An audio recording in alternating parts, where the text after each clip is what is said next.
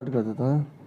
Hello dear students, welcome in ASC starter. आज मैं आपके सामने फाइनेंशियल मार्केट का ठीक है जो सैम्पल पेपर है सीबीएसई ने जो इशू किया है टर्म सेकंड का, उसे डिस्कस करने जा रहा हूँ। इसका कोड 405 है और ये 25 मार्क्स का होता है। इसकी टाइमिंग 1 आवर की रहती है, ये आपको पता होना चाहिए। और यहाँ पर ब्लूप्रिंट है कि कितने कितने क्वेश्चन किस टॉपिक से आएंगे, आप ये आराम से देख सकते हैं। ठीक है, इसमें एक पार्ट ए होता है जो आईटी हो ऑटो हो सबका सेम रहता है, और पार्ट बी जो है जो आपका सब्जेक्ट है उसी के रिगार्डिंग क्वेश्चन आएंगे। जैसे एफएम है तो एफएम के क्वेश्चन आएंगे। ठीक है, टोटल जो है आप देख सकते हैं 25 मार्क्स का है। 5 मार्क्स का जो आपका पार्ट ए है, सेक्शन ए है। पार्ट बी जो है आपको 20 मार्क्स का है। ठीक है, और किस किस में से कितने नंबर के आएंगे यहाँ पर मेंशन आप आराम से देख सकते हैं। ठीक है, ये आपके मैंने डिस्कस कर दिया पहले मार्किंग स्कीम। आप फटाफट क्वेश्चन और आंसर के साथ कर लेते हैं। यहाँ पर कुछ इंस्ट्रक्शन दे रखे हैं कि कौन कौन से क्वेश्चन कितने मार्क्स के होंगे। ठीक है, ये हम नहीं पढ़ेंगे, हम फटाफट आंसर और क्वेश्चन करते हैं। देखिए क्वेश्चन नंबर 1 है कि one is running a business, एक व्यक्ति है जो बिजनेस चला रहा है। ठीक है, to satisfy the needs of people, लोगों की जरूरत पूरा करने के लिए बिजनेस चला रहा है। And looking for a ways to make the business better to make profit, और ऐसी चीज़ ढूंढ रहा है कि जिससे कि उसको प्रॉफिट होने लग जाए। क्या होने लग जाए? प्रॉफिट होने लग जाए।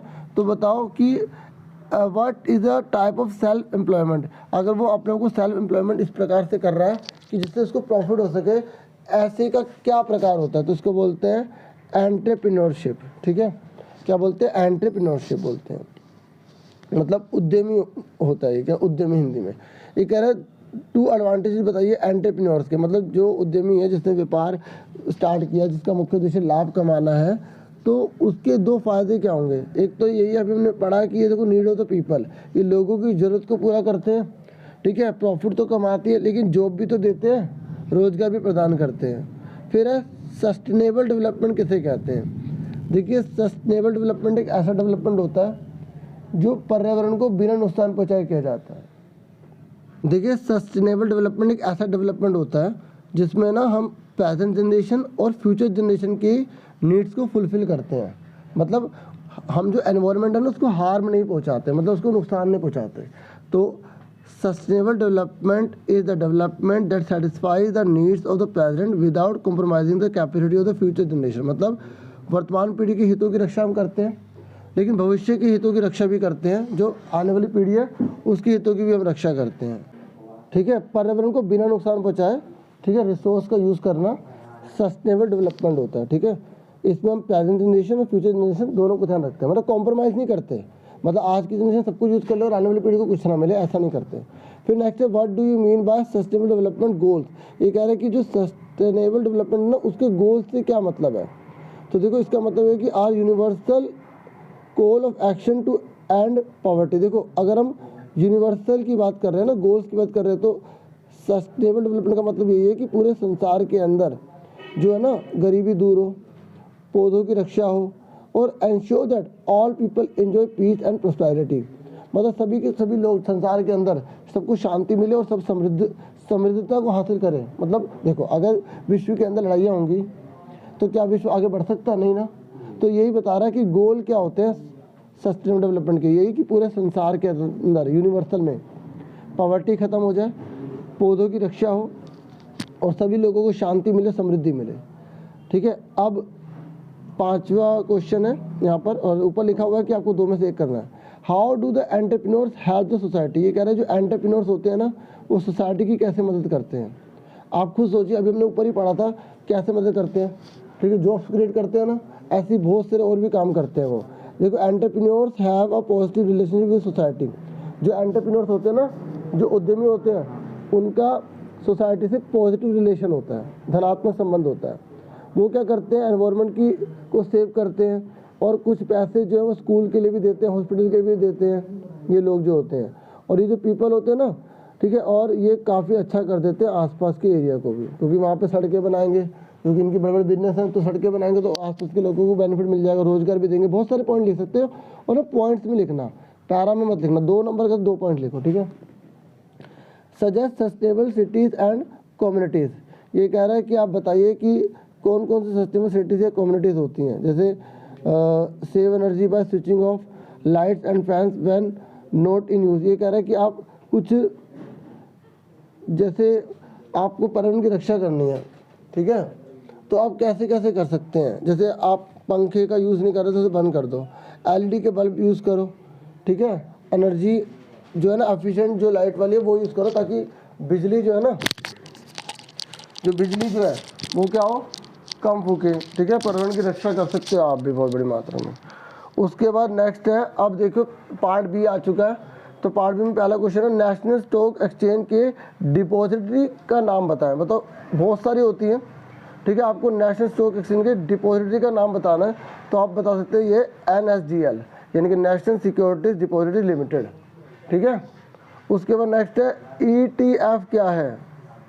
ETF क्या है, एक म्यूचुअल फंड के रूप में एक एक्सचेंज ट्रेड्स फंड जो स्टॉक की तरह ट्रेड्स करता है। समझो, ETF ये म्यूचुअल फंड के रूप में काम करता है, ठीक है। किसके रूप में काम करता है, म्यूचुअल फंड के रूप में एक एक्सचेंज ट्रेड्स है फंड, ठीक है, जो स्टॉक की तरह ट्रेड का काम करता है, व्यापार का काम करता है, ठीक है।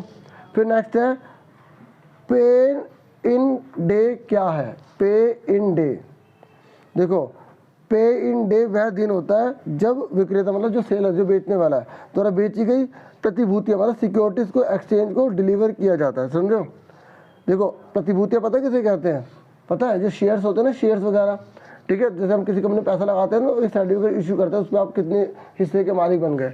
तो ऐसे ही जो पे इन डे वह दिन होता है जब विक्रेता द्वारा मतलब जो बेचने वाला है बेची गई सिक्योरिटीज को एक्सचेंज को डिलीवर किया जाता है। क्या किया जाता है, जिस दिन वो डिलीवर करेगा, ठीक है, उसको हम पे इन डे कहेंगे। उसके बाद कह रहा है वार्षिक रिपोर्ट क्या होती है। आपको पता है एनुअल रिपोर्ट किसे कहते हैं, एनुअल रिपोर्ट, ठीक है। देखो एनुअल रिपोर्ट या वार्षिक रिपोर्ट एक कॉर्पोरेट द्वारा वार्षिक रूप से जारी एक औपचारिक वित्तीय विवरण, मतलब देखो किसी कंपनी के द्वारा जो फाइनेंशियल स्टेटमेंट इशू की जाती है ना पूरे साल में, है ना, उसे हम बोलते हैं एनुअल रिपोर्ट। जैसे पूरा साल में आपने कहाँ से पैसा आया, कहाँ से गया, क्या क्या हुआ, तो उसका पूरा आप एक्सप्लेनेशन दे रहे हो, वो आपकी फाइनेंशियल रिपोर्ट एनुअल रिपोर्ट कहलाती है, ठीक है। उसके बाद कह रहा तरलता को परिभाषित कीजिए। लिक्विडिटी क्या होती है। देखो लिक्विडिटी का मतलब होता है कि जो शॉर्ट पीरियड होता है ना, उसमें अगर आपके ऊपर कोई लायबिलिटी आ जाती है, आपके ऊपर कोई कर्जे आ जाते हैं, तो आप उसको चुका पा रहे हैं नहीं चुका पा रहे, वो आपकी लिक्विडिटी कहलाती है। समझ आ गया लिक्विडिटी क्या होती है। तरलता किसे कहते हैं, तरलता एक फर्म मतलब होता है कंपनी, ठीक है, या कोई उद्योग हो जाएगा, उद्योग का हिस्सा हो जाएगा। तो तरलता एक फर्म की अल्पावधि में अपने वित्तीय दायित्वों को पूरा करने की क्षमता को संदर्भित करती है, ठीक है, जो कि एक वर्ष से कम है, ठीक है ना। देखो तरलता एक साल से कम के लिए ली जाती है, और ये पता लगाने के लिए की जाती है कि कोई जो फर्म है ना, कोई जो फर्म है क्या वो अपने दायित्व मतलब होता है लायबिलिटी अपने कर्जों को चुकाने में सक्षम है। ये सक्षम लिखा है, ठीक है, समझ में आ गया कि अपने कर्जों को चुकाने में सक्षम है या नहीं, वो तरलता कहलाती है। फिर ये कह रहा है वर्तमान अनुपात क्या मापता है। ये कह रहा है जो प्रेजेंट रेशियो होती है, ठीक है, जो करंट रेशियो होती है वो क्या मेजर करती है। देखो करंट रेशियो वर्तमान अनुपात बोलते हैं हिंदी में, तो ये देखती है कि आपकी जो करंट एसेट है और जो करंट लायबिलिटी है, ठीक है, तो उन दोनों में क्या संबंध है। क्या आपकी जो करंट लायबिलिटी है वो करंट एसेट के द्वारा चुकाई जा सकती है, क्या आपके बिजनेस जो है करंट लायबिलिटी को फेस कर सकता है अल्पकाल में। अब हिंदी में मैं ये बताता हूँ कि वर्तमान अनुपात क्या मापता है, मतलब वर्तमान अनुपात को चालू अनुपात भी कहते हैं। तो चालू अनुपात फर्म की वर्तमान परिसंपत्तियों से अपनी वर्तमान देनदारियों को पूरा करने की क्षमता को मापता है, ठीक है। मतलब आज के टाइम पर जितने आपके कर्जे चढ़े हुए हैं और आज के टाइम में जितनी आपकी संपत्ति है, क्या आप के पास जो संपत्ति है उससे अपने कर्जे चुका पा रहे हो, उस क्षमता को बताता है वर्तमान अनुपात यानी कि करंट रेशियो। फिर कह रहे हैं डिपॉजिटरी पार्टिसिपेंट कौन है। डिपॉजिटरी पार्टिसिपेंट ये इंग्लिश में लिखा हुआ है, ठीक है, हिंदी वर्ड में लिख दिया यहाँ पर। तो डिपॉजिटरी निवेशकों को डिपॉजिटरी पार्टिसिपेंट डीपी नामक एजेंटों के माध्यम से अपनी सेवाएं प्रदान करता है। देख लो ये कह रहा है कि जो डिपॉजिटरी पार्टिसिपेंट है ना वो कौन है, तो बोलो कि ये वो लोग होते हैं, ये देखो डिपॉजिटरी निवेशकों को जो निवेशक जो पैसा लगाएंगे ना, तो नामक एजेंटों के माध्यम से अपनी सेवाएं प्रदान कर पाते हैं। मतलब अगर किसी डिपॉजिट इन्वेस्टर को, ठीक है, अपने को सेवा देनी है तो वो डिपॉजिट पार्टिसिपेंट नामक एजेंटों के माध्यम से ही अपनी सेवा जो है प्रदान करता है। और फिर है इन एजेंटों को सेबी की मंजूरी से डिपॉजिटरी द्वारा नियुक्त किया जाता है। जो एजेंट होते हैं ना सेबी, आपको पता होना चाहिए सेबी की फुल फॉर्म क्या होती है, security exchange board of India. ये भारत के जितने भी सारे इन्वेस्टर वगैरह जो शेयर मार्केट में वगैरह पैसा लगाते हैं उन तो सब पे नज़र रखती है, कोई धांधलेबाजी कोई धोखाबाजी तो नहीं कर रहा। तो एजेंटों को सेबी की मंजूरी, क्योंकि सेबी ही मंजूरी देता है एजेंटों को, तो फिर उनको नियुक्त कर देते हैं, अपॉइंट कर देते हैं। बैंक, वित्तीय संस्थान, सेबी पंजीकृत व्यापारिक सदस्य डीपी बन सकता है। देखो डीपी कोई भी बन सकता है, बैंक भी बन सकता है, कोई फाइनेंशियल इंस्टीट्यूशन भी बन सकता है, और सेबी द्वारा रजिस्टर्ड अगर कोई संस्था है तो वो भी बन सकती है। ठीक है, फिर नेक्स्ट है एक्टिव फंड मैनेजमेंट। क्या होता है एक्टिव फंड मैनेजमेंट? जब फंड के निवेश के फैसले फंड मैनेजर के विवेक पर होते हैं और वह यह तय करता है कि अनुसंधान, विश्लेषण और बाजार समाचार आदि के आधार पर फंड को किस कंपनी, साधन, संपत्ति के वर्ग में निवेश करना चाहिए। फंड को सक्रिय रूप से प्रबंधित फंड कहा जाता है। तो मतलब मैं आपको सिंपल लैंग्वेज बताता हूँ कि क्या कह रहा है। एक्टिव फंड मैनेजमेंट मतलब होता है कि जैसे कोई मैनेजर है ना, वो अपनी सोच समझ से ना ये तय कर रहा है, आप ये भी लिख सकते हैं, सोच समझ तय कर रहा है कि मुझे ना मतलब उसका रिसर्च भी कर रहा है, उसका एक्सप्लेनेशन कर रहा है, एनालाइज कर रहा है कि भाई मुझे बाजार मार्केट में कहाँ पर पैसा लगाना है, किस कंपनी में लगाना है, किस साधन में लगाना है। तो उसी को हम बोलते हैं एक्टिव फंड मैनेजमेंट। मतलब आप पूरा अच्छे से जांच पड़ताल करके ना आप पैसे को निवेश कर रहे हैं, धन को निवेश कर रहे हैं। सुन रहे मेरी बात? तो ऐसे को क्या बोलते हैं? प्रबंधित फंड या एक्टिव फंड मैनेजमेंट कहते हैं। समझ आ गया?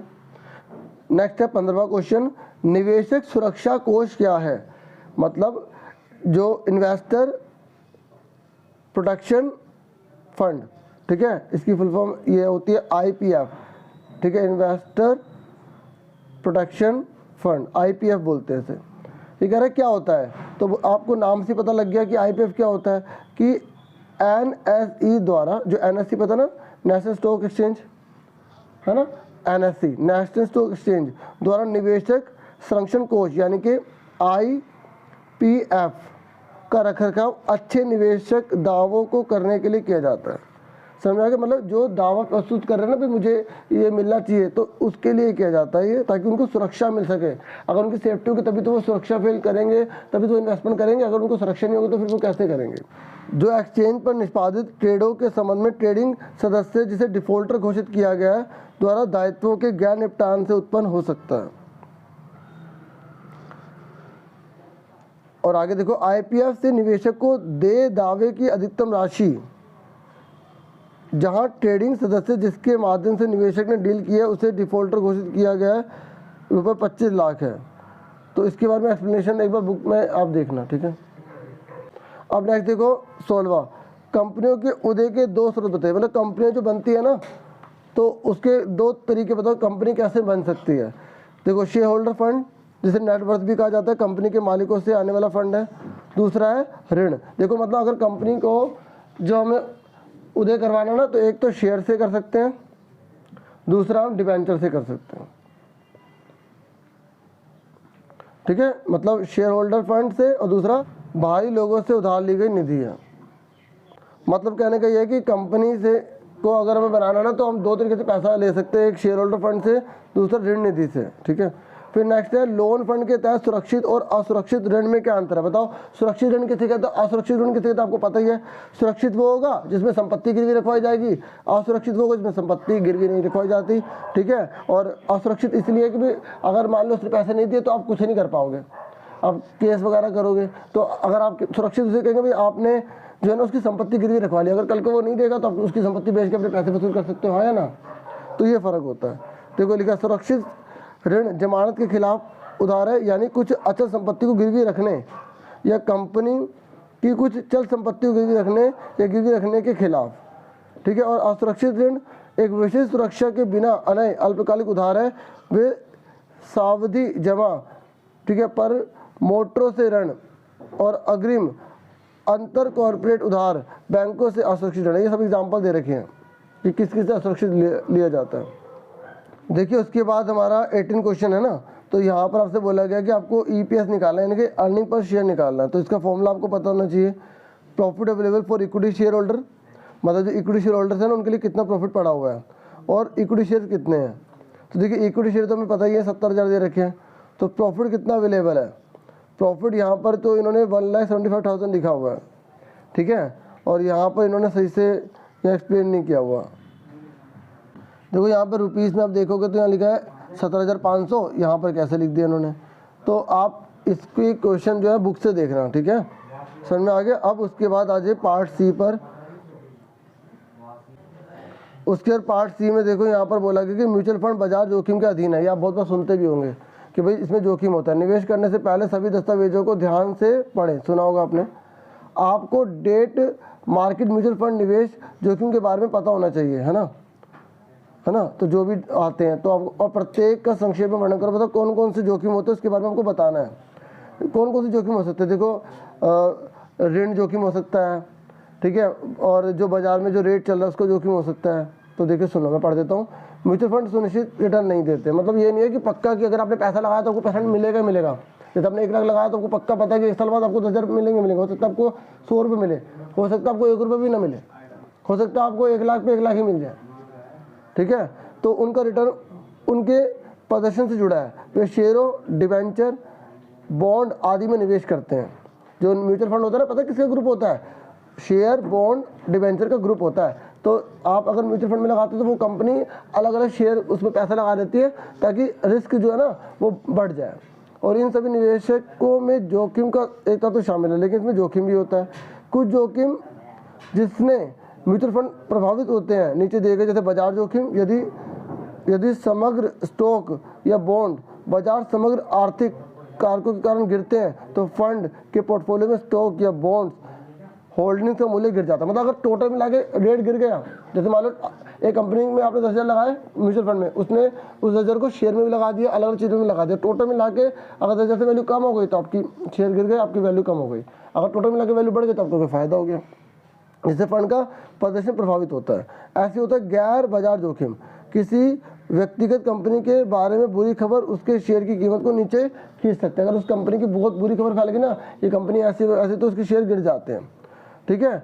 जो फंड होल्डिंग्स को नकारात्मक रूप से प्रभावित कर सकते हैं, ठीक है। अब ब्याज दर जोखिम, ब्याज मतलब जो इंटरेस्ट मिलता है।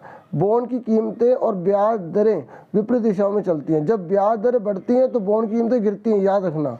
और अंतर्निहित प्रतिभूतियों में गिरावट फंड को नकारात्मक रूप से प्रभावित करते हैं। मतलब अगर देखो ब्याज बढ़ेगी तो फंड की कीमत घटेगी, ठीक है। तो ये जानना, इसलिए जोखिम पैदा होता है। और ऋण जोखिम, बॉन्ड ऋण दायित्व है, इसलिए जब फंड कॉर्पोरेट बॉन्ड में निवेश करते हैं तो वे कॉर्पोरेट के अपने ब्याज और मूल भुगतान दायित्व पर चूक का जोखिम उठाते हैं। मतलब इस तरीके से ऋण जोखिम भी होता है। उसके बाद नेक्स्ट है, देखिए बायबैक, जिसे यहाँ पर क्या लिख दिया उन्होंने, भी जाना जाता है शेयर पुनः खरीद। जब कोई कंपनी खुले बाजार में उपलब्ध शेयरों की संख्या को कम करने के लिए अपने स्वयं को बकाया शेयर खरीदती है, यह बायबैक क्यों है, कंपनी इसे कैसे खरीदती है। देखो पता क्या कह रहा है, बायबैक का मतलब पता क्या होता है, जब कंपनी अपने जो शेयर बेचे है ना कंपनी ने, वही वापस खरीद ले। मैंने कंपनी शेयर इशू करे और मैं अपने यहाँ पे कोई खरीद रहा हूँ, तो ये ऐसा क्यों करती, कैसे खरीदती है। देखो बायबैक को कंपनी के लिए बाजार से अन्य निवेशकों से शेयर खरीदकर खुद से निवेश करने की एक विधि के रूप में देखा जा सकता है। समझ भाई, मतलब देखो पहले कंपनी ने शेयर इशू कर दिए, आप सब लोगों ने खरीद लिए, तो कंपनी चाहती है कि उसमें कंपनी का पैसा लगा रहे, तो कंपनी खुद ही अपने शेयर को खरीद लेती है, तो उसे बायबैक कहते हैं। तो बायबैक बाजार में बकाया शेयरों की संख्या को कम करता है, इससे क्योंकि मार्केट के अंदर शेयर कम हो जाएंगे, क्योंकि कंपनी को सारे शेयर वापस आ जाएंगे। बायबैक कंपनी द्वारा अपने शेयरों में तरलता में सुधार और शेयरधारकों की संपत्ति बढ़ाने के उद्देश्य से किया जाता है। बायबैक इसलिए किया जाता है ताकि उसकी कंपनी की वैल्यू बढ़ जाए, उसके जो शेयर होल्डर है उसकी वैल्यू बढ़ जाए, ठीक है। और फिर है कि सेबी प्रतिभूतियों का पुनः खरीद, यानी कि बायबैक, जो बायबैक होता है तो हिंदी में पुनः खरीद कहते हैं। विनियमन 1998 के तहत कंपनी को अपना शेयर वापस खरीदने की अनुमति है, मतलब कंपनी अपने शेयर को वापस खरीद सकती है, ये अलाउड कर रखा है। मौजूदा शेयरधारक प्रस्ताव दस्तावेज के माध्यम से अनुपातिक आधार पर, और ये देखो एक रेशियो होते हैं उसके हिसाब से ही जो है ना वो वापस खरीद सकती है। बुक बिल्डिंग, और बुक बिल्डिंग का भी काम करती है, ठीक है। प्रक्रिया इसे प्रक्रिया लिखा है, का उपयोग करके स्टॉक एक्सचेंजों के माध्यम से खुला बाजार और विषम लोड शेयर रखने वाले शेयरधारक, तो ये तरीके दे रखे हैं इसमें कैसे कैसे कर सकती है। फिर उसके बाद नेक्स्ट है कंपनी विश्लेषण। अब यह चर्चा करना वास्तव में महत्वपूर्ण है कि क्या आप स्टॉक से लंबी अवधि की संपत्ति बनाना चाहते हैं, ठीक है, और लॉन्ग टर्म वेल्थ क्रिएशन के लिए जिस कंपनी में आप निवेश करने जा रहे हैं उसे समझना बेहद ज़रूरी है, कैसे जाना है। देखो अगर आप किसी कंपनी में पैसा लगाना चाहते हैं तो और लॉन्ग टर्म के लिए लगाना चाहते हैं तो आपको उसके बारे में बहुत सी नॉलेज होनी चाहिए ना। तो उसके बारे में क्या बोल रहे सुनो, किसी कंपनी का व्यवस्थित रूप से विश्लेषण करना। तो बताओ कैसे विश्लेषण करोगे। देखो उद्योग विश्लेषण, हम कंपनी के बारे में ना बहुत डिटेल में जानेंगे अगर हम इन्वेस्टमेंट करना चाहते हैं। तो एक उद्योग विश्लेषण करते हैं, कॉर्पोरेट विश्लेषण करते हैं और वित्तीय विश्लेषण करते हैं। 3 तरीके होते हैं। देखिए उद्योग में क्या करेंगे, समान उत्पादों का उत्पादन करने वाली कंपनियां किसी उद्योग या कोष्टर का उपसमुच्चय एक भाग बनाती है या होती है। ये देखना बहुत जरूरी है कि कंपनी जिस उद्योग संबंधित है वह किस तरह आगे बढ़ रहा है, सरकार की नीति के प्रभाव, उसके उत्पादों की भविष्य की मांग आदि जैसी विशेषताओं की जांच करने की आवश्यकता। देखो अगर आप कंपनी में पैसा लगाना चाहते हो ना, अगर आप उद्योग विश्लेषण कर रहे हो, देखो उद्योग में ना मेन निर्माण किया जाता है और इसमें ये ध्यान रखा जाता है कि क्या भविष्य में इसकी मांग बनी रहेगी या नहीं बनी रहेगी, तो आप तब इसमें पैसा लगाने की सोचते हैं। अब हम आगे बढ़ते हैं। इसके वर्तमान संचालन, प्रबंधकीय क्षमताओं, विकास योजनाओं, अपने प्रतिस्पर्धियों की तुलना में इसके पिछले प्रदर्शन आदि के बारे में जानकारी प्राप्त करें।